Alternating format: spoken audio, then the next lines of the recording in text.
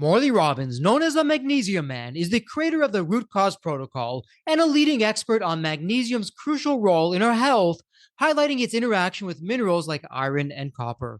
With a BA in biology and an MBA in healthcare administration, Morley transitioned from a 32-year career in hospital administration to natural healing after a personal health crisis led him to discover the transformative power of magnesium and chiropractic care.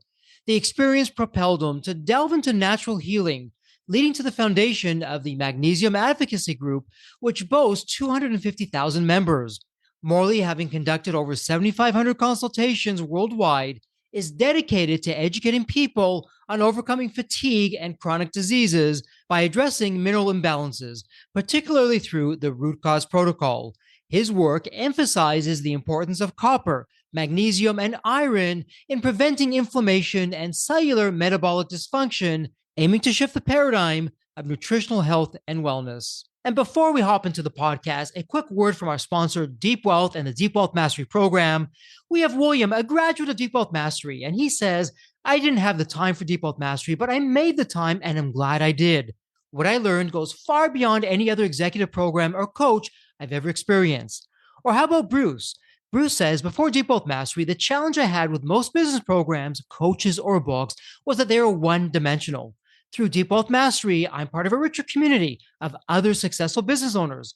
The ideas shared forever changed the trajectory of the business, and best of all, the experience was fun. And we'll round things out with Stacy. Stacy said, I wish I had access to the Deep Wealth Mastery before my liquidity event, as it would have been extremely helpful. Deep Wealth Mastery exceeded my expectations in terms of content and quality. And you know what, my Deep Wealth Nation, why they're saying this is because Deep Wealth Mastery, it's the only system based on a 9-figure deal. That was my deal. And as you know, I said no to a 7-figure offer, and I created a system that we now call Deep Wealth Mastery that helped myself and my business partners welcome from a different buyer, a different offer, a 9-figure exit. So if you're interested in growing your profits, preparing for a future liquidity event, if that's 2 years away or 20 years away, and you want to optimize your post-exit life, Deep Wealth Mastery is for you. Please email success@deepwealth.com. Again, that's success, success at deepwealth.com. We'll send you all the information about Deep Wealth Mastery, otherwise known as Scale for Ultimate Sale. That's where you want to be. You want to be with other successful business owners, entrepreneurs, and founders just like you who are looking to create market disruptions, and they want to lock in their financial freedom and have success and fulfillment. That's the 90-day Deep Wealth Mastery Program. It has your name on it. All you need to do is take the next step. Send an email to success@deepwealth.com. Welcome to the Deep Wealth Podcast. Well, he's back.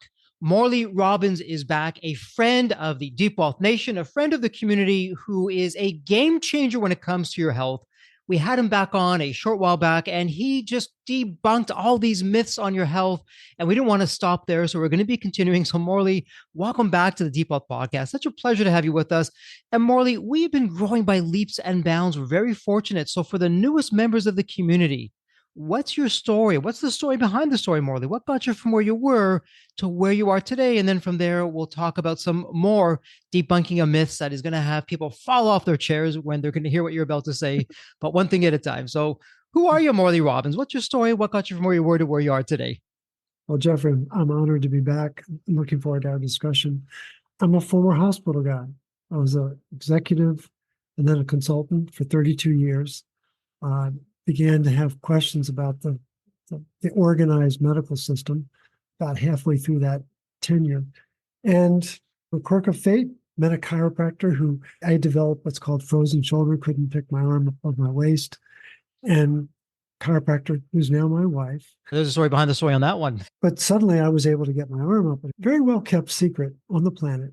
And my passion and my purpose now is to make people aware of how do we gain health freedom, sovereignty, and be able to really take care of ourselves. And so I'm delighted to be here and share those pearls of wisdom as we have the conversation. And Morley, the timing couldn't be better because the numbers keep on changing, and they're not numbers we should be proud of. At once upon a time, it was 88% of Americans had some kind of metabolic disease. Now the number has inched up to 93%. So think of that. Virtually everyone you look at has some kind of metabolic issue. It's either heading their way, they don't even know it, or they're going through it right now, they may not even know it. We are Right. getting sicker, not better. All you out there in Deep Wealth Nation, if I were to ask you for your business, what are your KPIs? In the bat of an eye, you could tell me what they are. Jeffrey, Morley, they're blah, blah, blah, blah, blah. And off you go with that. You can tell me what your cash flow is, what your profits are, what your growth rate is, what your conversion rates are. But if I ask you what your health KPIs are, there's going to be a long pause, a big silence. This is not a good thing. And so, Morley, in the first episode that you and I had done, and again, for our listeners, in the show notes, you could click on the link. It's all there for you. We're going to be building off of that episode. In that episode, though, Morley, you put the foundation out there of the importance of magnesium, of Mhm. copper, how Yep. iron is not what it's made out to be, how we should be staying away from that, and all the intricacies with that. And you also came out with the root cause protocol, otherwise known as RCP. And for our listeners, if you didn't catch the first episode with Morley, again, please click on the show notes, listen to it. But Morley, this is not something that you just hopped onto yesterday and you're talking about it today. We're talking decades of research, deep Mhm. dive into all these different peer reviewed papers and with your own medical background.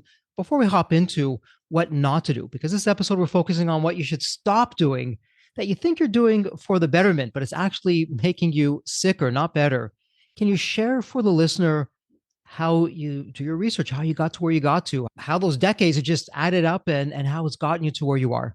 It really began with one of the most important books that I read was by Gary Taubes, who is a three-time winner of the Science Writing Award, which is an amazing accomplishment. And he wrote a book, a very important book called Good Calories, Bad Calories. And on the cover of the book is a piece of toast and then a single pat of butter. And you're supposed to try to figure out what are the good calories and what are the bad calories. And of course, you immediately think, oh, well, the butter's bad, so that must mean the toast is okay. And of course, what Gary does, and the book is 635 pages or something. It's a real tome. You got to really want to learn. He's an amazing writer, but he has a lot of information. Long story short, I grew up in a very sickly household. I take after my mom's side of the family. I know how I'm going to die. It's going to be a heart attack. And my mom died of her third.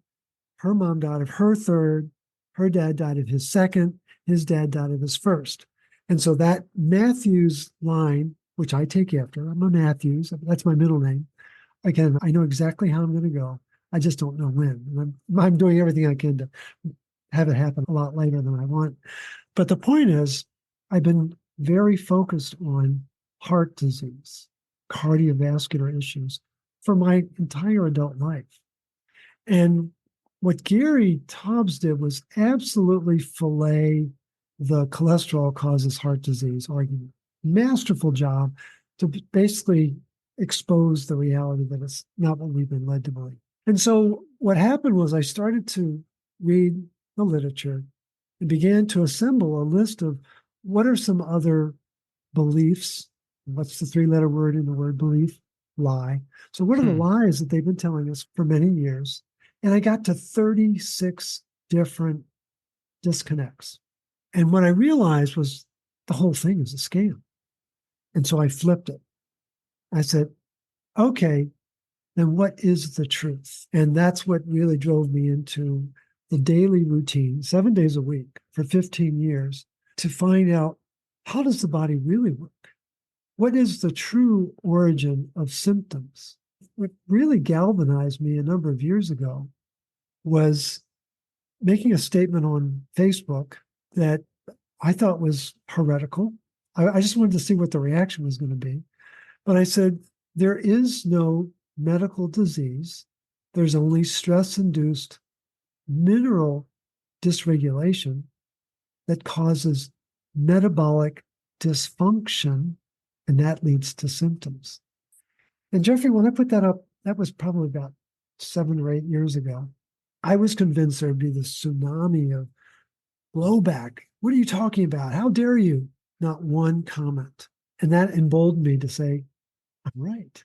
I haven't backed off since.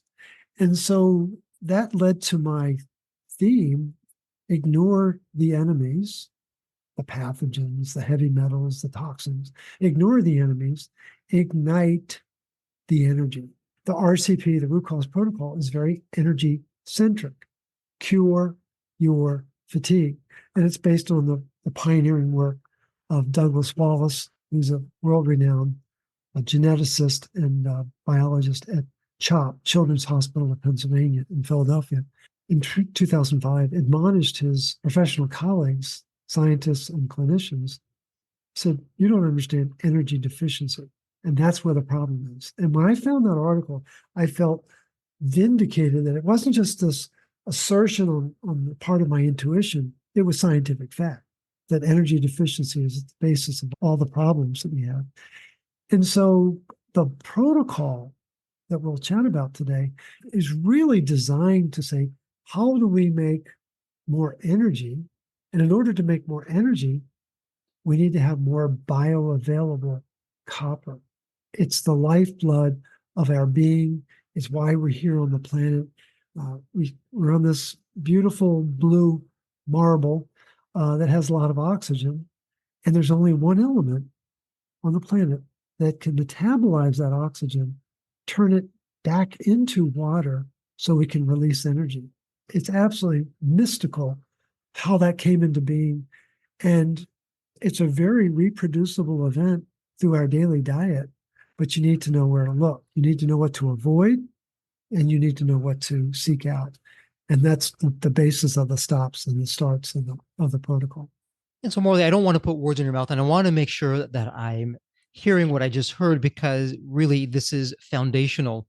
So, the long and short of it, the very simple narrative, and not to confuse simple with simplicity, Yeah, what I'm hearing is everything that we're going to be talking about today, everything that people should stop doing, that they've been misled, that they've been lied to, that perhaps it hasn't been malicious, it's just been misinformation, right. that it's taking away the body's ability to take the copper within it, really work with that to power us, give us the energy to have us go through day over day healthy.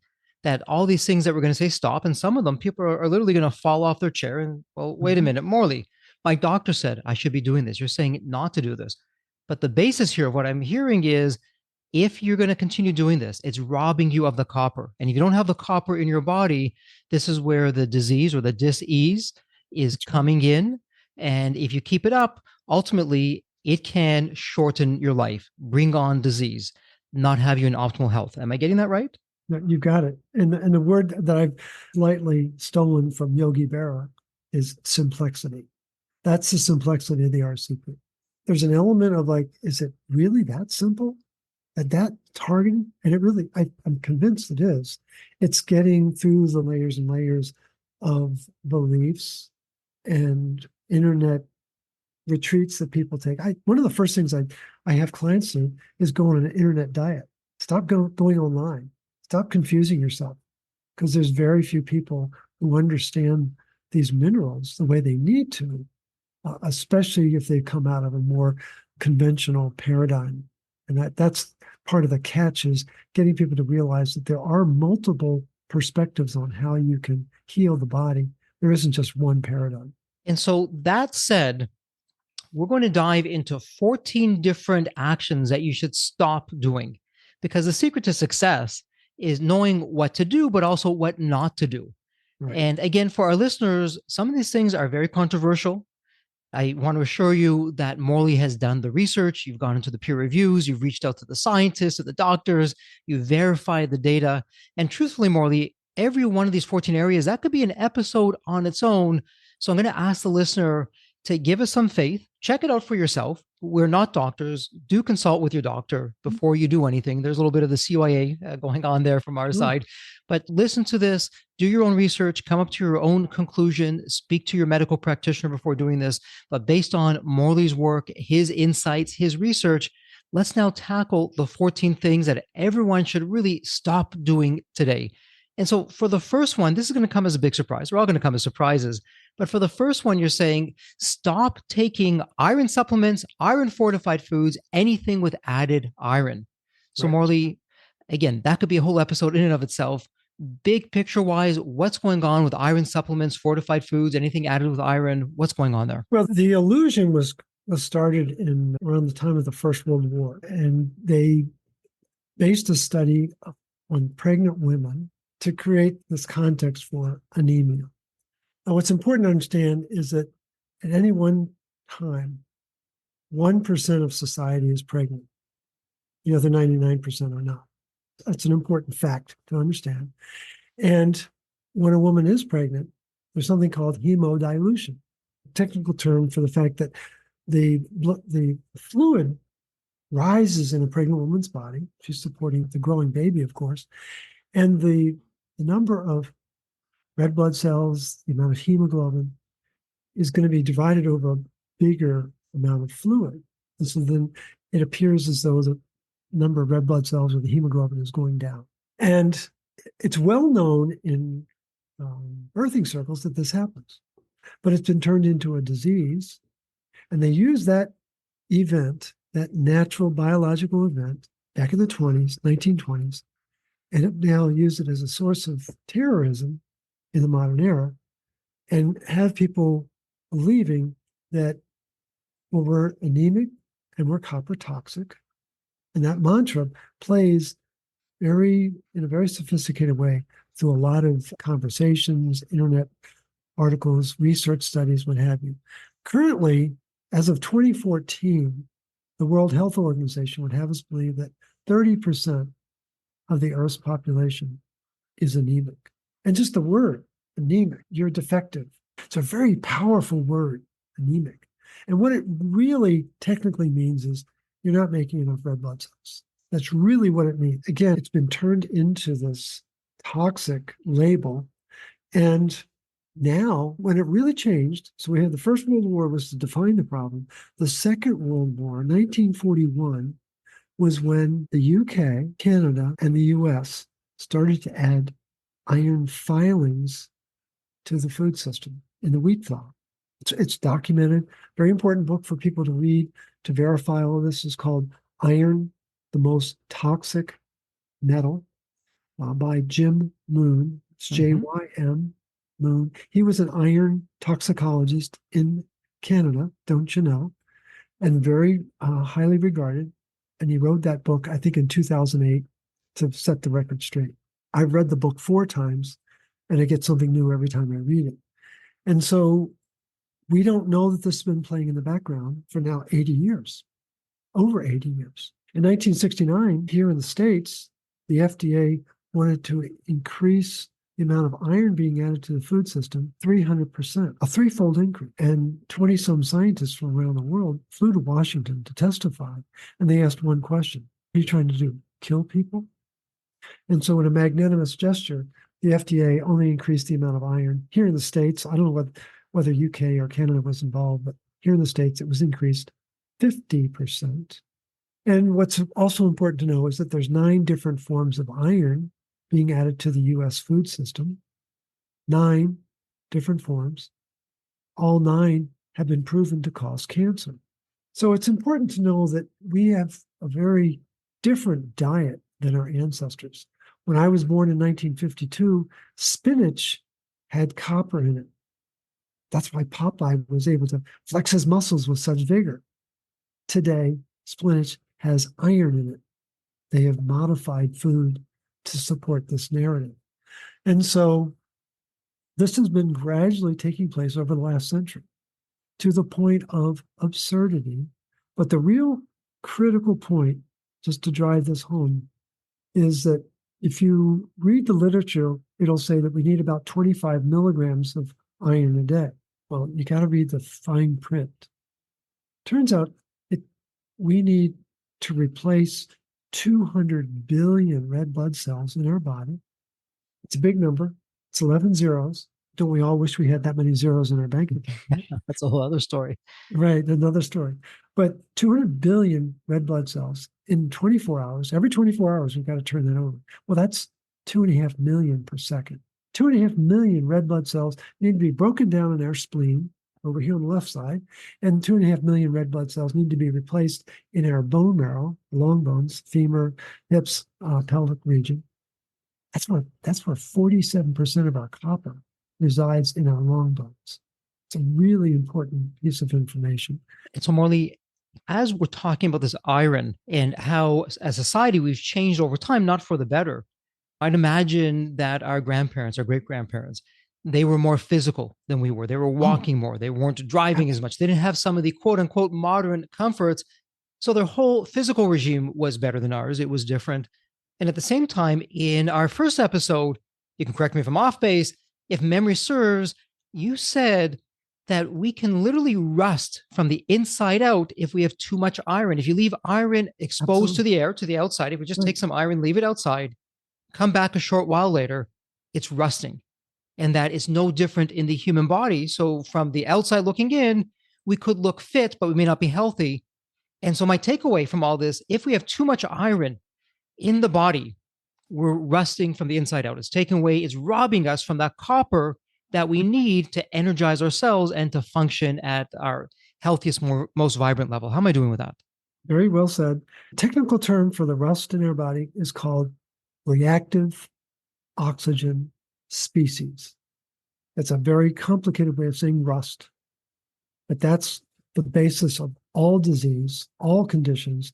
And that's the work of Denham Harmon, who was a PhD industrial engineer who became a physician, went to Stanford. He's not your average chimp, and became a medical doctor. And in 1956, he published The Free Radical Theory of Aging. Radicals, reactive oxygen species, same thing. The Free Radical Theory of Aging. And when he was 90 in 2006, he updated his theories. And it's the most accepted explanation for why we age. And the bottom line, because I know you love bottom lines, the bottom line is that iron accumulation is aging. As we get older, we're accumulating more iron. Morley, would I be safe to say that iron accumulation, it's premature death? Is that what we're bringing upon ourselves, that we're aging faster? And correct me if I'm off base, if I'm a male, if I'm a female who's now in menopause, Right. I have a more likelihood of having too much iron in my body than a female who's having her monthly cycle. And in this way, Exactly. she's expelling the blood. And we don't have to go into that. But so a regular female who has her monthly cycle, that's one way of dealing with some of the iron. But what you're saying for everyone across the board here, stop taking the iron supplements. Don't eat food with fortified Right. iron supplements in it. And I suspect you're going to say that leave the body to its own devices. When it has enough copper, it will level out where the iron should be, where it shouldn't be on its own because it has that natural intelligence. How am I doing with that? Absolutely. And the key is you want your iron to be in circulation. You do not want your iron to be in storage. The contemporary view is let's see how high we can get your ferritin. That's not a good idea. That's a storage protein. But just to finish out my earlier point, the 25 milligrams to support the daily turnover of red blood cells, 95% of that, 24 of those 25 milligrams comes from a recycling system run by copper. Ding, ding, ding. We only need 1 milligram of iron a day. And so when we say stop taking iron, we mean it because we know how the body works. And it doesn't have this insatiable need for iron. Iron is a very important part of our body. There's no question about that. But we don't need to be taking bucketfuls of it every day. That's where we get into trouble and we accelerate the aging process that you're alluding to. And Morley, it's somewhat of a rabbit hole, and we've been spending a lot of time on iron. We do need to move on because we have 13 other areas to cover. Let me ask you this. So I know a short while back, I called you up and I said, Morley, one of the family members, the doctor said the family member doesn't have enough iron. Right. And you asked all kinds of questions. And ultimately, my takeaway was probably the type of iron being measured wasn't the correct type. It wasn't the correct blood test. And the doctor didn't mean to be malicious, was Not simply at all. doing what the doctor was told to do or what the doctor was educated upon, but it really wasn't the right approach. And so the takeaway for the listener, even if your doctor is saying that you're low in iron, perhaps you can get a second opinion. Go to a functional medicine doctor, call up Morley, speak to another health practitioner who is in the know with this to help you through this. So not to be scared that the doctor's saying, hey, Jeffrey, you don't have enough iron. Probably not the case. The wrong test is being used or the wrong level is being read. Would that be correct, Morley? For people to ask if they've been told you're anemic. Doctor, which iron marker are you looking at? That's important to know. Second, what's my copper status, doctor? And they'll be stopped in their tracks because at that point, they'll realize more physiology than they do. In all fairness to doctors, this is not to throw them under the bus. No, It's no. simply they can only do what they've been taught and they No, don't spend a lot of time on some of these things. Let me just build on that. People push back on that issue all the time, and I respect that. They do what they've been trained to do. I went to business school, Jeffrey, just as I'm sure you did. Well, maybe you did. I don't know what the source I is. did for better, for worse, sometimes for worse. I went Right, to no, that's business fine. school. So I went to business school. But the philosophy of business school is very clear. What gets measured gets managed. Mhm. And the reason why I've become this passionate zealot about this issue is I couldn't stand the superficial nature of the information people are being given about their health status. And again, what gets measured gets managed. People need to know what's going on. And in the same way that I wasn't trained to be a phlebotomist or a doctor, I'm not trying to be a doctor. I'm just trying to identify what are the variables that you need to know in order to manage your health and well being. And I challenge doctors to dig deeper, go beyond your training so that you can explain this to your clients and your patients because they need to know, they need to understand what's really going on. I just think we need to get to a deeper level of understanding. Fair enough. And so the takeaway for the Deep Wealth Nation is let the copper do the management of the iron for you. Your body has an inner intelligence. It knows what to do. It knows how to heal itself. Don't overcomplicate the situation. Good intentions gone not so well when you're taking iron supplements, when you're going out of your way to have food that are fortified with iron. So anything added with iron, any iron supplements, stay away from. Now, Morley, stop number two. And I know we've been warming up here and we're going through what not to do, and we'll get through the list quicker for our listeners. This next one, though, this is a hey, don't pass go, don't collect your $200. This is stop, stay in the collective jail. And when the listener hears what not to take, they're going to be floored on this one because everywhere you go, it's in the media, it's in the doctor's office, it's with all the different doctors that you're speaking with. And so, Morley, you're really on your own out there saying, hey, everyone, stop taking vitamin D3 supplements or any food fortified with vitamin D. And for our listeners, you heard that right. Morley is saying do not take vitamin D supplements. So, Morley, everywhere we go, we're hearing about vitamin D and how it really boosts the immune system and how it's a superpower when it comes to vitamins and how it can help us. And here you're saying, hey, don't even go there. It's going to take away from your copper. It's not healthy for you. What's going on with that? September 24th, 1955, President Eisenhower had a heart attack. And then humanity got hijacked for 65 years. That cholesterol caused heart disease. 65 years. So a good question to ask is, how is it the nation, referring to the United States, how is it the nation with the highest cholesterol has the lowest vitamin D? You make vitamin D by converting cholesterol into vitamin D. That's a really good thing to know. There's a complete disconnect about what's really going on. And so low vitamin D has become a mantra for every practitioner. Your vitamin D is low. What people don't know is that they changed the reference range, first of all. Back in the 80s, up until the 80s, what was considered healthy vitamin D was in the teens. Now this range starts at 30 and goes up to 100. It's all manipulation, folks. Wake up. And the research is based on correlation, not causation. Do flies cause garbage? Do firemen cause fires? No, but they're correlated, right? Yeah, the flies seem to be there with the garbage. The firemen seem to always show up with the fires. And low vitamin D shows up when someone has inflammation. Why? Why? It's a really important question because iron is building in the tissue, driving magnesium out of the liver, especially. Where is vitamin D made in our body? Where the cholesterol becomes the storage form of vitamin D is in our liver. And it's a magnesium dependent enzyme. And if there's too much iron, back to Jeffrey's point about rusting from the inside, we're losing magnesium. That's one of the first minerals to go to stress. The vitamin D is low, and the inflammation is not because the vitamin D is low. It's just a marker. It's a billboard saying, oh, you've got iron accumulation. That's really what it's telling us. And so there's an entire master class in the root cause protocol directory at the website. You can get that master class. And it's 2 hours of penetrating information about here's the rest of the story about vitamin D, as Paul Harvey used to say. Now you know the rest of the story. There's aspects to vitamin D that you've never heard about, that it causes renal potassium wasting, that it drives iron deeper into the tissue, that it blocks copper metabolism. There's so many nuances to this that people have never heard. We have a broader understanding of the problem and are really trying to help people to.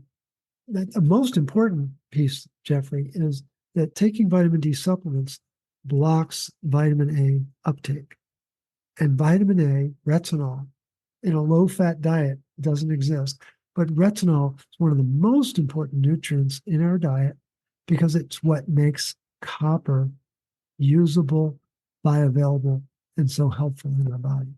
And again, for our listeners, everything we're saying not to do, it's so that you can start optimizing levels of copper. And so, Right. Morley, for the listener who's heard you say, okay, stop taking vitamin D, again, not to confuse simple with simplicity, or perhaps the term as you're saying, the complexity of it. What's the quick narrative of why vitamin D and vitamin D being this mantra out there by all the health professionals, why we're looking at the wrong areas or doing the wrong things with vitamin D and why we should stop taking it? Well, it's very simple. I think we've been hijacked, just like we were hijacked in the 50s around cholesterol. I think we've been hijacked around vitamin D. We don't have a broad enough understanding about how these lipid vitamins work, like A, D, E, and K. They're very important. And what they've done is they've taken D and they put it up on a vaulted level that it doesn't deserve that. And Mark Twain said it best. When you find yourself on the side of the majority, it's time to switch sides. And so I think it's important to say, could there be more to the story? And especially in the post 2020 era, we know there was a lot of finagling going on. Let's just leave it at that. And so we just encourage people to step back from that narrative, because it is a narrative. And if you really want to do your body a favor, take cod liver oil like your ancestors did. And there is vitamin D in there. We're not saying don't ever take vitamin D. Don't take the supplemental form. It's not what you think it is. Exactly. And Morley, I had the same reaction I'm sure our listeners are having right now when they heard this. And a little bit of a spoiler alert, we will talk about this in the next episode where you're back and you're talking about what to do. But for Right. listeners who don't want to wait, and I started doing this right away, hey, Jeffrey, stop taking the vitamin D. And I was taking vitamin D, and I think it was K2 or K3. Stop taking that supplement, replace it with cod liver oil. You're getting it the way nature intended. Your Right. body will absorb that better. And by the way, even when you're looking at your vitamin D levels, Jeffrey, all the tests that you're getting, you're really looking at it from the wrong lens. And that's just the way it's been done over the past while. It doesn't mean that it's right. So for the listener, again, stop taking vitamin D3 supplements or any foods fortified with vitamin D. Stop taking iron supplements or foods fortified with iron. Morley, before we go on to number three, what's interesting about this, as we're saying foods fortified with, a lot of this is with children's food. And I'm thinking, oh my Oh, goodness, what are we doing to the kids? Hey, we're not supposed to do this as adults. Children are even more susceptible as their bodies develop, it grows. They're more susceptible to what they're going to be taking in. Not a good narrative here. What would you say to that? it's very true. I mean, the distortions of what's natural, what would be a healthy diet for a child has been blown out of the water. I came across a very important research study recently from 1924. It was a group of scientists that were studying iron accumulation in the brain in 1924. What they first talked about iron accumulation in the 1880s. I want you to know there were some very sophisticated people back then. And the reason why I bring it up is that they document the fact that children are born with no iron in their brain, zero iron. It doesn't start to accumulate in the brain until you're 6 to 9 months old. There's no iron in mother's breast milk. Ding, ding, ding. Why do I bring that up? Because the infant formula is fortified with iron and vitamin D, and there's no cholesterol. Guess what mother's milk has? Lots of cholesterol. Do you think Mother Nature got that wrong? Do you think that Nestle has that right?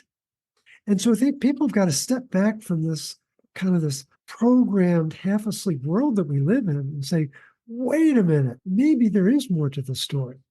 And so, especially for our children, we've got to really take the stance that I need to really rethink this in a serious way.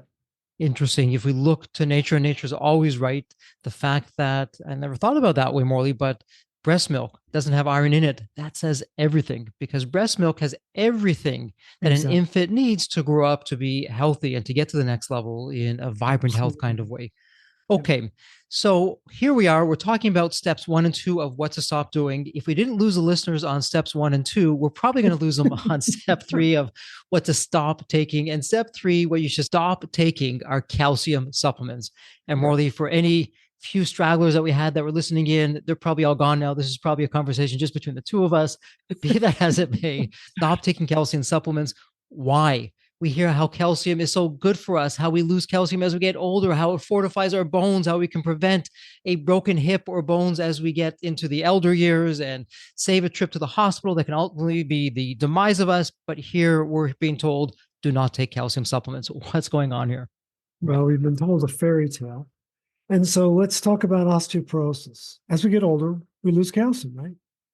It's important to know why that happens. Well, there's an enzyme. I'm a student of the enzymes. Thank God my younger son, Tom, said, Dad, I think you need to learn about enzymes and gave me a textbook on enzymes. Very, very grateful for that. And so acid phosphatase, any word that ends in ASE is an enzyme. And so acid phosphatase cleaves out calcium from the bone matrix. What is its catalyst? Iron. Ouch. So you mean that the iron accumulation that's building in my body as I get older is activating the very enzyme that's breaking down my bone? That's exactly what I'm telling you. It's in the literature, folks. I didn't make this stuff up. And so what is its opposite? It's an enzyme called alkaline. So we get acid, alkaline is the opposite. Alkaline phosphatase, who's the catalyst? Magnesium. Ding. What are we losing as we age? Our minerals, right? Especially magnesium. Isn't it interesting that iron is the one that stays with us and everything else seems to be always challenged? But the important point is that magnesium is critical for making alkaline phosphatase, which restores calcium in the bone matrix. But there's two more enzymes that are vitally important. Something called ascorbate oxidase. Oxidase is an enzyme that works with oxygen.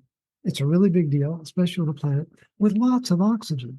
But ascorbate oxidase, copper-dependent enzyme, prevents mineral loss, in large part because it binds up fluoride.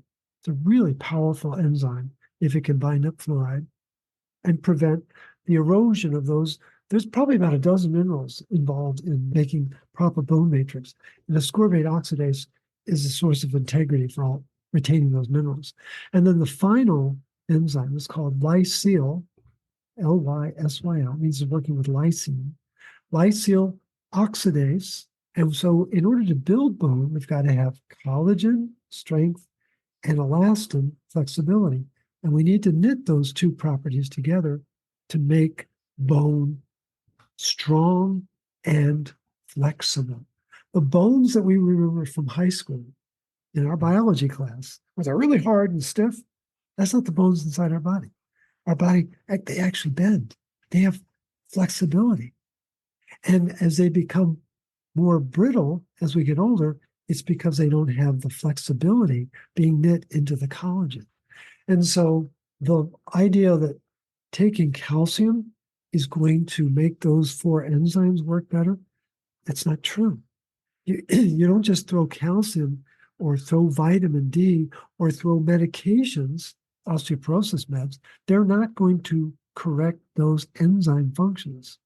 And so what we've done is we've labored to understand where is the breakdown in physiology? Where is the true origin? What's the root cause of the problem?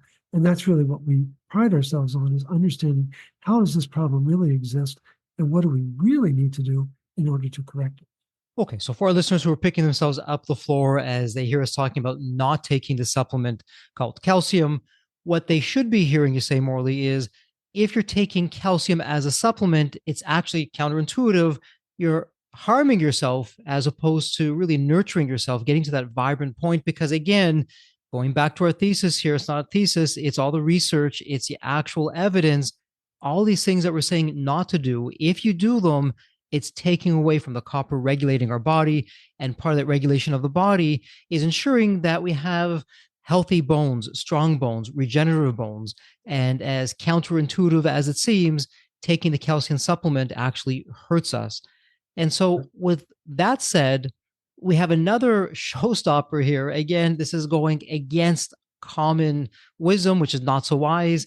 For the fourth stop, you're saying stop taking zinc supplements. Time again, if we look back to even COVID or someone has a flu, a cold, you even hear the latest health guru saying, oh, Jeffrey, you need to be taking some more of this, some more of that, the vitamin D, the zinc. So, what's going on with zinc? Why should we stop taking zinc when everything that we've heard tells us that zinc, again, is another wonder child when it comes to supplements to help our overall health? Zinc is in our food. It's rarely found in meats, all sorts of nuts. There's all sorts of sources for zinc. Oysters, great source of zinc and copper. What we're really challenging people is to stop taking supplemental forms of these nutrients. And zinc has a really bad rap sheet when you really get into the details of how it works. It has known properties of blocking copper uptake. That is an established fact. It stimulates a protein called metallothionein, very powerful protein in the body that binds up copper. That's a known fact. Zinc is known to stop one of the most important copper enzymes called cytochrome C oxidase. That's in our mitochondria and turns oxygen into water to release energy. Zinc will stop that enzyme. And another showstopper is zinc stops another key copper enzyme called ferroxidase. And that's the enzyme that turns ferrous iron into ferric iron so it can be used properly in the body.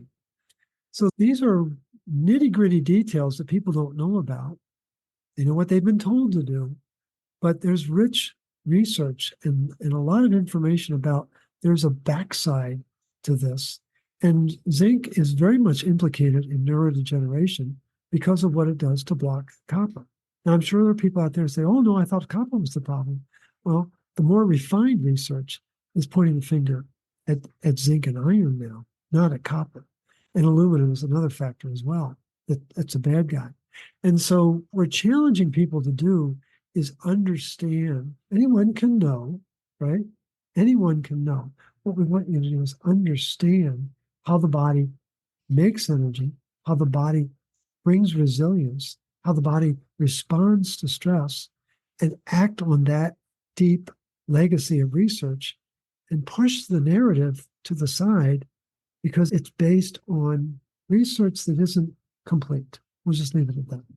Okay, fair enough. So again, as our listeners pick themselves up off the floor, okay, Morley, Jeffrey, no iron supplements, no vitamin D3, no calcium, no zinc.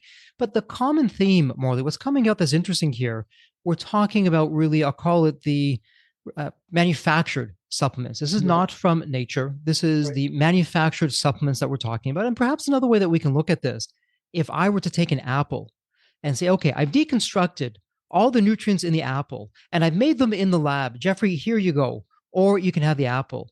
I would bet that the apple is going to be healthier than all the lab grown nutrients. And even if the nutrients are quote unquote natural, it's still not in the apple. I suspect we still do not understand all the different components that are within foods, even though we say, hey, Jeffrey, Morley, here's a supplement. This will treat you just as well. How am I doing with that? Very well said. I think what we're really drawing distinction between is biology and chemistry. Chemistry is a little more synthetic, a little more refined, and it's missing the spark of life. That's really what it comes down to. So food is a spark of life. The biology, otherwise known as the lab grown supplements that we're taking, that's missing the spark of life. It's not natural per se. It's not from nature as it was intended to be. And speaking of supplements, now this one, it's an interesting one because you're saying molybdenum. And I hope, firstly, I'm pronouncing that right. For our listener, if I am pronouncing right, what is molybdenum supplements? What's going on with that? There are a couple molybdenum-based, and we can call it Molly B. It's a lot easier to say that. But there's a couple molybdenum-based supplements. What people need to know is that molybdenum has a wicked relationship with copper. It'll bind it up. And there's something that happens in the spring in farming, particularly with the grazing animals. They get what's called staggers. And the spring grass has more molybdenum and sulfur in it. Well, those are two very tough elements for copper to work properly. And the animals literally will stagger and fall over because they're losing their bioavailable copper. It's what we're really trying to do. I think the listener who's still hanging with us, the spotlight is what can we do to increase the bioavailability of copper because of its broad reach and importance in the body. And we're doing it with absolute intent and precision to increase energy. Once the body has energy, it knows exactly what to do. The idea that we need this micronutrient or that micronutrient, I think is presumptuous. What we need to do is focus on the minerals that are easily lost to stress. And those are far and away magnesium and copper and the B vitamins. Those are your nutrients that are typically lost to stress. And that's a real focal point of the protocol. Interesting. And again, as you're going through this, and I'm going to stick with Molly B. It's a heck of a lot easier to say, and I know I'm going to get it right. So, stress and other kinds of things that are going on with daily life, even now more so than perhaps in the past. But again, I'm going to go with a narrative. Two things are coming out with a narrative. Stop these things because they're getting in the way of really maximizing the copper in our body. In fact, it's taking away from the copper in our body. And secondly, these are not meant to be replacements for what we can get with whole foods. And Right. so if you're taking Molly B instead of whole foods, stop doing that. It's going to be hurting you. Supplements, if you can't get it in whole foods, there's very specific supplements that you should be taking. That's going to be all in our next episode, but this is all what we should not be doing. And so stop taking the Molly B supplements. And then again, I'm going to say this probably shouldn't be a surprise, but it is going to be a surprise because we've just been knocking these off one after the other. And Morley, I'm now convinced this is just a conversation of two, you and me. We've lost everyone on here. And if we haven't lost anyone, that one or two stragglers, we're probably going to lose them on this one. Here we're saying, hey, stop taking the one-a-day multivitamins, the prenatals, etc. What's going on there? Why not the one-a-day multivitamins? Why not the prenatals? They're really touted as the way to go for the busy person out there, particularly the entrepreneur. It has everything that you need. And here we're being told, hey, don't do it. Again, the quick response is, okay, so they were wrong about heart disease for 65 years. Well, when did they get it? And again, I have a list of 36 things that they got wrong. What did they get right? But most people don't take the time to catalog that. So the issue is people believe that by taking a one a day, they have a life insurance policy. I'm going to get through the day, everything's going to be fine. And what they don't realize is that the one a day is actually a death warrant. Hold on, Molly. Stop it right there. One a day. The one a day vitamin is a death warrant. Did I hear that right? You heard that right. So the thing is, all the ratios are wrong. See, the ratios are very important. That one of my mentors was like OBGYN at UCLA. And the mantra, the known ratio of calcium to magnesium is 2-to-1. We know that, right? Except in the research world where they flipped it. And when they've made it 2 parts magnesium to 1 part calcium, symptoms started to fall away. That's what Dr. Guy Abraham discovered in his practice. The nutrients in these one-a-days are all synthetic. The B vitamins are made from coal tar, folks. You don't want to know what coal tar is made of.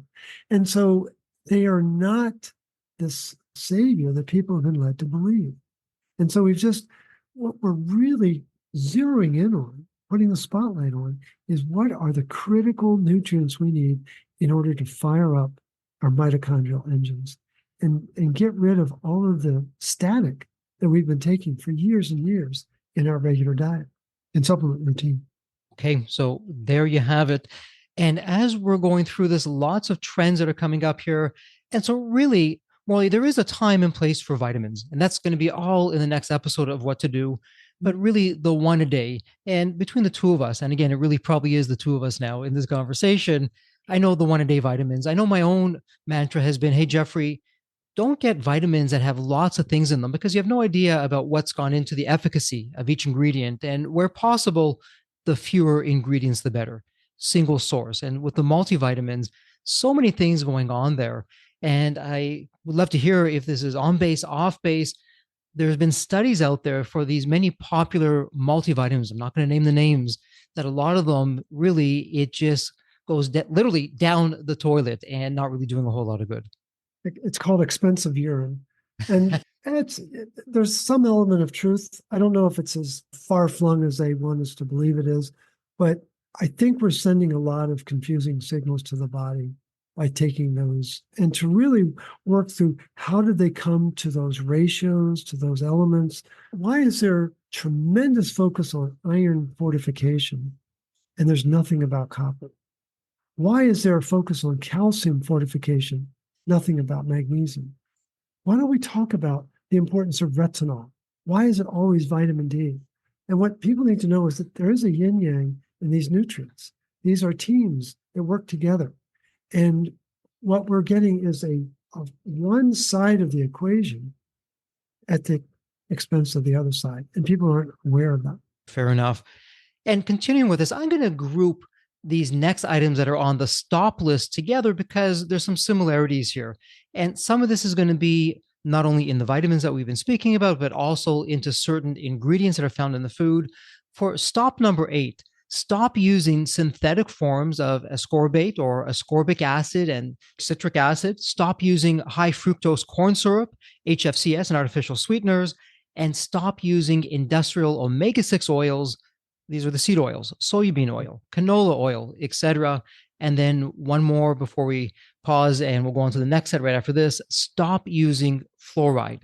So we're talking about synthetic forms of vitamin C, the high fructose corn syrup, the synthetic omega-6, fluoride. What's going on with all of that big picture wise? We're biting off a big one, but the ascorbic acid is not vitamin C.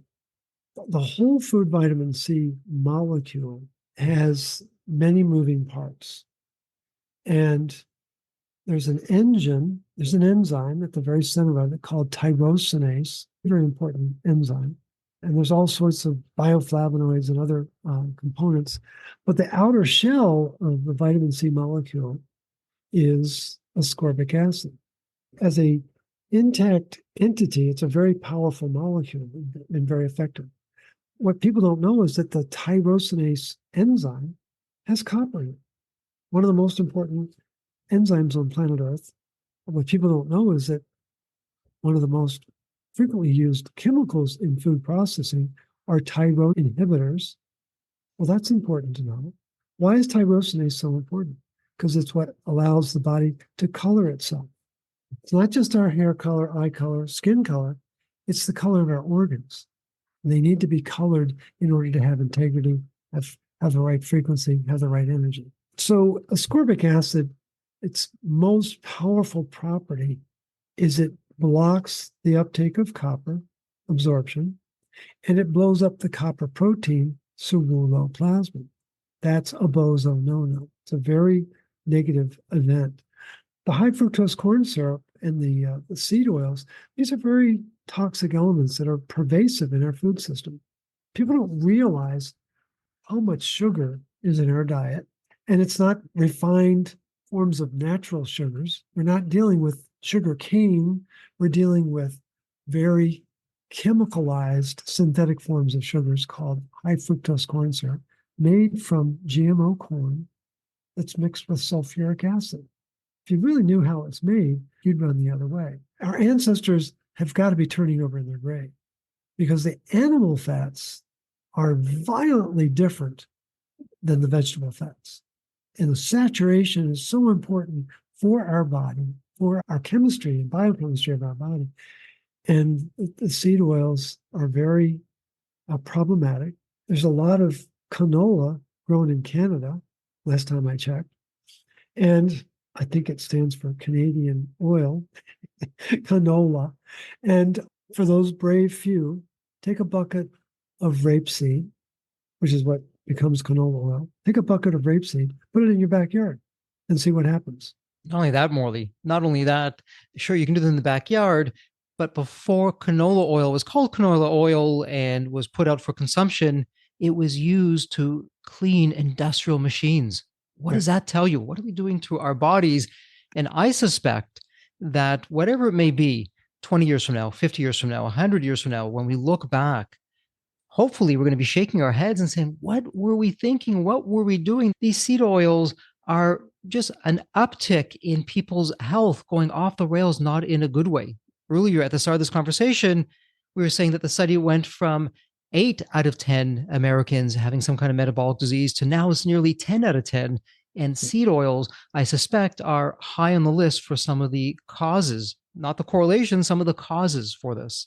And the element that people are most concerned about with seed oils are called polyunsaturated fatty acids, PUFAs. I'm sure you've heard that term. What's very important to know is that PUFAs are like a can of gas. And I'm sure there's been a time when you've carried a can of gas and you didn't worry about it blowing up, right? And you carried it.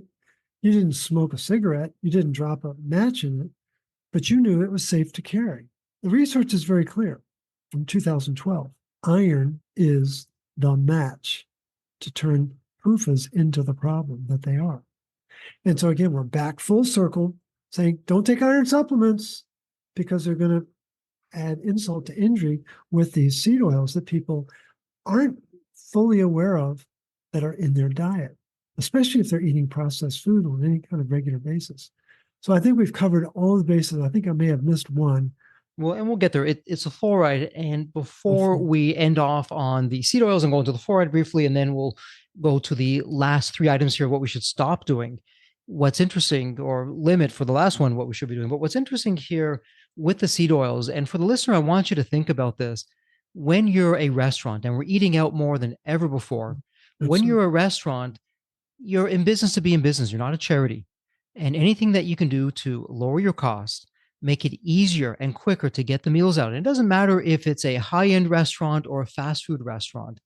You can buy the seed oils, the soybean oil, the canola oil, so much more quicker, inexpensively than, let's say, beef tallow or lard or the things our great grandparents would use. Is so much healthier, but it's more expensive. And now these big multinational food companies have done a terrific education campaign. When we think of beef tallow or lard, we're like, oh, that's disgusting. Why would I ever want to eat that? And we've been trained to eat these other highly profitable manufactured quote unquote foods that are causing all kinds of damages. And to round things out, the one of the stop was stop using fluoride in toothpaste, water, etc. And some people out there are saying, wait a minute, fluoride? My dentist told me it's good for me. It keeps my teeth strong and prevents cavities. So what's going on with the fluoride, Morley? If you want to get the full story on fluoride, get Dean Murphy, DDS. He's a dentist down in the States in the Chicago area. He wrote a book, Fluoride, The Devil's Poison. And you need to read that book to really understand what fluoride is all about. It is the most reactive element on planet Earth. What does that mean? It loves to steal electrons. Electrons are very important in our body's chemistry, but fluoride as a dental agent is based on a very long and deceptive campaign that started back in the 1950s. And the crux of it is it's based on munitions workers who are exposed to fluoride. And the journal article in the American Dental Association, 1954, said munitions workers have no cavities. That's what they said. And that was 1954, 50 years later. Freedom of Information Act was invoked, and they got the notes to that article. And this is what the notes actually said. Munition workers have no teeth. Oh, wow. Talk about a deep fake. Talk about a deep fake. Deep fake. And so people are like, oh, they wouldn't have done that. Well, go back to 2020 and ask yourself, would they have done that? Of course they would have done that. And so it's hard to think, well, I'm too smart for that. They couldn't have pulled the wool over my eyes. And they've been doing it for 100 years, folks. I got to tell you, I didn't believe it at first. But 15 years in, 10,000 studies later, it's amazing what we thought we knew and what the truth really is. And Morley, when it comes to fluoride, I don't know if this is an urban myth or not, and you can tell me if you don't know, I Mhm. had heard that fluoride is so toxic that once upon a time they were looking at creative ways for very inexpensive or even free ways to dispose of the fluoride from the industrial process. And Right. some, and I use this in quotes, some genius person said, hey, why don't we give it to the people? They can have it in the water. We can put it in the toothpaste. And this way we can even be paid for something that we'd be paying to have it taken away, but it's too toxic. So this way we can just deal with that. Is that an urban myth? Is there truth to that? I think there's a lot of truth to that. And again, it stems from that article from 1954, but we don't have a chance to really do it justice. But there's another head fake. You just need to know that there's more to the story. And so the article, from what I'm understanding you say, was the people didn't have any teeth. So if they didn't have any teeth, of course they couldn't have any cavities. Right. Wow, what a stretch they did, but the public bought it. But Dean And Murphy's book is a very powerful book. It'll explain the facts and make sure you have your feet in a magnesium bath because your toes are going to curl when you realize what actually happened. okay, and you know what? We will put that book in the show notes as well. And then rounding things out, Mhm. stop using colloidal silver as an antibiotic and stop eating low fat, high carb, processed refined foods. So, for starters, for stop number 12, colloidal silver, I'm sure many of our listeners, whoever's left, if any, colloidal silver, what the heck is that, Morley? It's a wonderful antibiotic. It's been used for decades, but it's really designed for people with no copper or low copper. And silver is an antibiotic. Copper is the original antimicrobe. People don't realize that the existence of copper goes back to the beginning of time on this planet. And it has a very powerful effect on bacteria, fungus, virus, and parasites. It will knock them out, absolutely neutralizes these pathogens that are the scourge of society and animal husbandry. And so the thing is, and then produce farming as well. So again, people don't realize what lengths they've gone to pull copper out of our environment, pull it out of our soil, pull it out of our food, pull it out of our tissue. And again, this is new information for many of you. But silver is one of its properties. It will disrupt copper metabolism. It disrupts the enzyme in the mitochondria that I've referred to before, cytochrome C oxidase. Well, I have a problem with that. And I realize that people, when they get into a pinch, they don't want to take an antibiotic. I respect that. Take copper. It's the original antibiotic. Turns out, truth be known, the true antibiotic in our body is called our spleen. It's right over here on the left side of your rib cage, hiding between ribs 9 to 11. And nobody knows that. This deception goes back to the 1840s. And so, long story short, we need to streamline what comes into our body in the way of healthy, natural, organic food. But we need to be very precise about the supplements that we're using to support our energy production and our optimal functioning as humans. Okay, so what I'm hearing you say for nature's quote unquote antibiotic, colloidal silver was pointed to as the way to go, but you're saying, hey, there are ways that you don't necessarily have to take antibiotics. Of course, check with your doctor or medical practitioner. There are natural things that you can do, but big one, if you're going the route of colloidal silver, again, it's going to disrupt the copper. It's going to take away from our body having the optimal levels of copper, and it has the potential to do more harm than good. And again, folks, try trading places with me. Can you imagine the heat that I've experienced over the last 15 years? And I'm still standing. I have a very large internet following. I have students taking my training.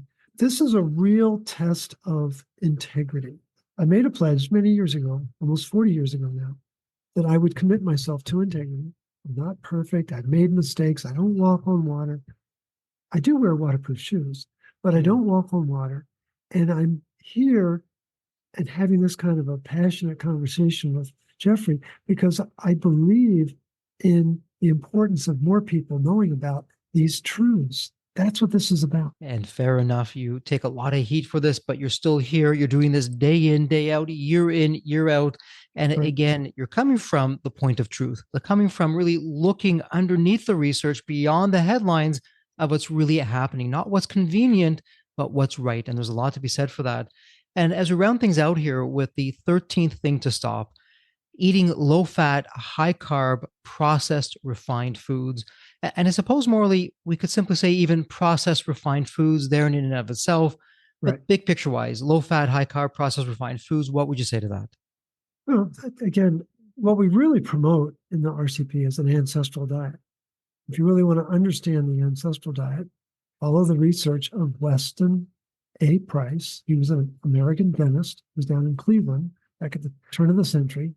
And what a lot of people don't know is that he did a root canal on his 9-year-old son and he died. And it was a shock, of course. And he and his wife pledged themselves to find out what do we need to eat so that we never have to have a root canal again. And they traveled the globe for 10 years looking for people with perfect teeth. And they identified 14 communities around the world, Inuit Indians and Maasai tribesmen. There were Swiss goat herders. I mean, it was an amazing cross section of humanity in the 1920s before the onslaught of Western food. And the pictures in his book are amazing. These beautiful arches and big, bold teeth and gorgeous smiles of these ancestral artifacts, if you will. But the thing is, his going in proposition that these people would all be vegetarian and they would be eating a low-fat diet. And to his credit, he was a consummate scientist. He documented the fact that up to 65% of their calories came from fat. And all communities that had perfect teeth had animal protein, from ants in Africa to whale blubber in Alaska. And so he was able to document this and prove the importance of a high-fat, animal origin, low-carb diet. And the Weston A. Price Foundation that Sally Fallon started many years ago, I think 20-some years ago now, based out of Washington, D.C., is a real testament of his research. And it's proven itself over time with its growing community of followers. So I think we need to really challenge the so-called food pyramid that got us disoriented and turned upside down and go back to the basics that Dr. Price and his wife found a century ago in their pioneering research. In the show notes, we'll have a link to the Weston A. Price Foundation. But what's interesting, to your point, Morley, when he went to these different, some of them were tribes or in remote areas, from the Western or the outside looking in, we're thinking, okay, we're more sophisticated. Our society, we're smarter, we're better. We have all these modern conveniences. Yet these people who didn't have any of that were actually healthier than us. They were not getting sick. They didn't have all these diseases. There's a Right. lot to be said for that. Yeah. And then to round things out, as we get to number 14, not to stop, but to limit. This is the exposure to environmental toxins, such as unchecked blue light, EMFs from electronic devices. So, Right. big picture wise, Morley, as we round it out here and we're going to start to wrap things up, what's going on with the environmental toxins that you want us to know about?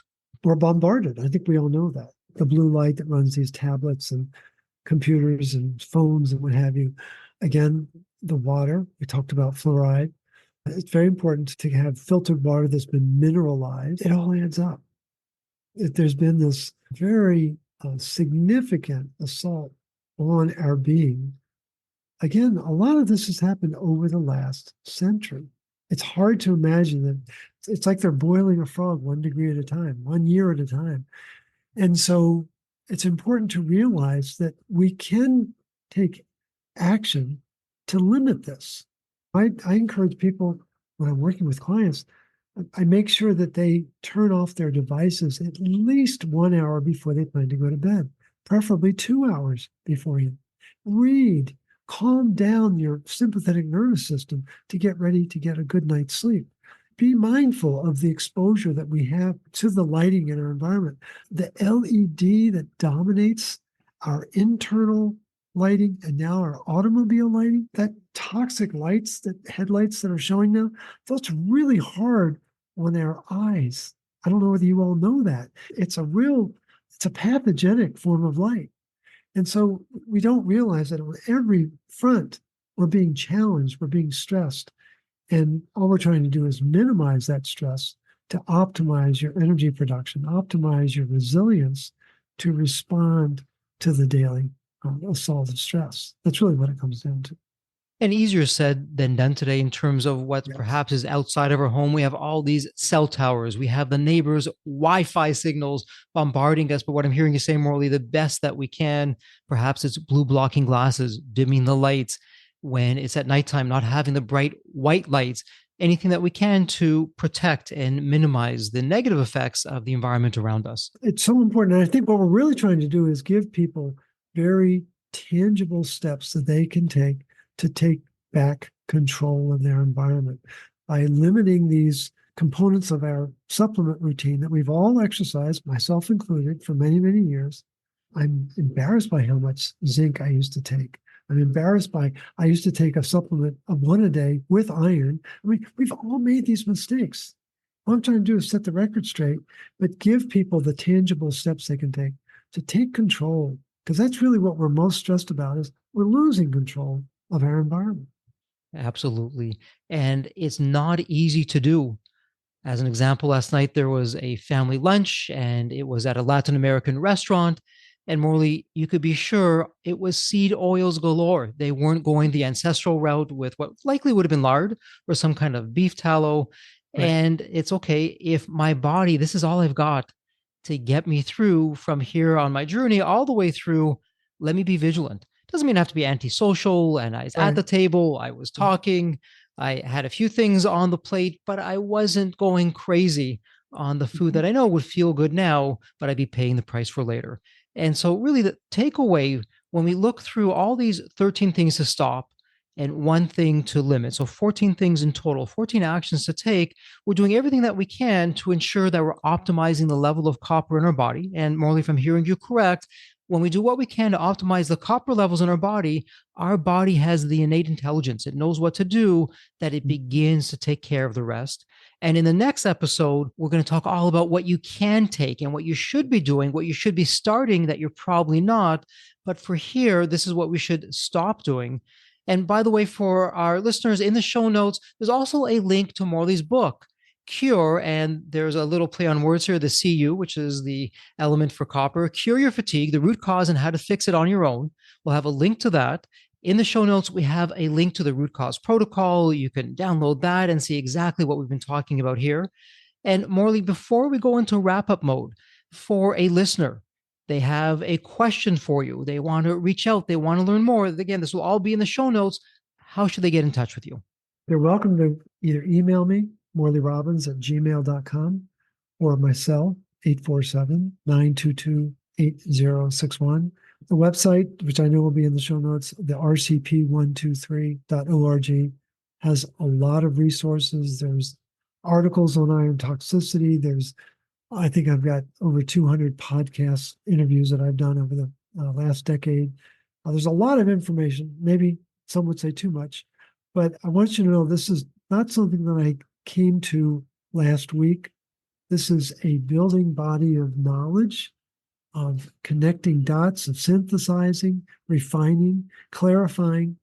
And it goes back to, again, the business school training, learning what to measure gets managed. And we have a very specific set of blood tests that we recommend people to do to really understand what's going on in their body. And I think it's important for people to realize that you can take very tangible steps to regain your equilibrium, regain your homeostasis, that sense of balance, but most importantly, to regain your health. And it doesn't necessarily involve practitioners. And there are thousands of people doing this protocol around the world and on their own, without direction, which I think is ultimately what we need to do is get back to a model where we can take control of our own health because we understand how the body really works in a much more sophisticated way. And Morley, as for the listeners, as I've shared, most of these things that were the stop, I was doing many of them, particularly on the vitamin side. It came as news to me, stopped it, began following what to do, what not to do, and began to see some remarkable changes. So it really does work. Well, Morley, we're at that point where it's our wrap up mode. It's a tradition here on the Deep Wealth Podcast. You've answered this question before. You'll have the benefit of knowing what you said last time. Perhaps you want to change it up again. We'll go wherever you want to go, but let me set this up for you. It's my privilege. It's my honor. It's the tradition here. So here's the question. It's a fun one. When you think of the movie Back to the Future, you have that magical DeLorean car that will take you to any point in time. So, Morley, the fun part is tomorrow morning, you look outside your window, not only is the DeLorean car there, the door is open, it's waiting for you to hop on in, which you do, and you're now going to go to any point in time. Morley, as a young child, a teenager, whatever point in time that would be, what would you tell your younger self in terms of life wisdom or lessons learned, or hey, Morley, do this, but don't do that?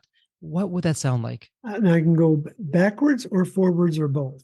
You know what? This is your story. You can do anything you want. I think I want to go back to the 1850s, and I want to participate in the debate between Louis Pasteur, and Antoine Béchamp, who was at that time was the most decorated scientist in Europe. And that set the stage for a lot of confusion and controversy that we're still reeling from today, some 170 years later. It was a pivotal time in history, and I think it would be fascinating to witness the arguments, the positions that were being presented, and to the extent that I can, with what I know, be able to introduce what I've learned and begin to dispel this idea that we can't have a healthy life without boiling milk. That seems to be one of the greatest assaults to civilization, was taking this perfect food and subjecting it to what's now called ultra pasteurization. At times it's over 200 degrees being boiled. Well, there's nothing that can survive it. And so we have dramatically altered what we regard as food. And I think it really started back in that pivotal series of interactions between Béchamp, and who is arguing for the energy field, and Pasteur, who is arguing for, we got to kill the particle. And it turns out that our spleen is designed to kill the particle. And what does the spleen need? It needs whole milk. So perhaps the message is drink more whole milk, natural whole milk.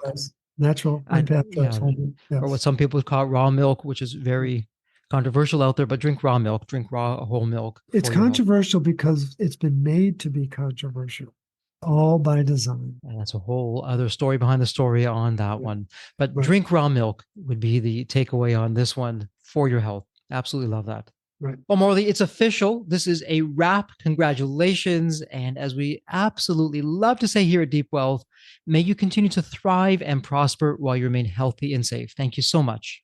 Thank you, Jeff. I appreciate the opportunity. So there you have it, Deep Wealth Nation. What did you think? So with all that said, and as we wrap it up, I have another question for you. Actually, it's more of a personal favor.